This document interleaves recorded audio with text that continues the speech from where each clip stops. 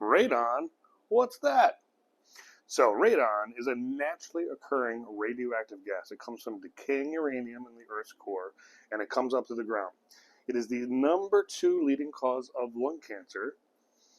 So what do you do? What does it matter for real estate? So in a house that has a basement, typically it can be anywhere, but typically a house that has a basement that doesn't have a lot of windows in the basement and so forth, it comes up through the ground, through the aggregate underneath your slab, aggregate being the gravel that's underneath the slab, and it comes up into the house. And if you're exposed to elevated levels for a long period of time, it can cause lung cancer.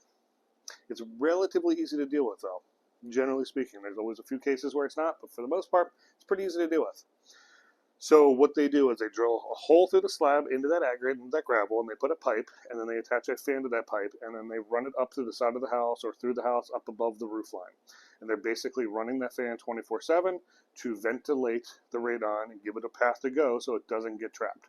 So what happens is it comes into the house, it gets stuck in the house, and again, it's that long-term exposure to elevated levels.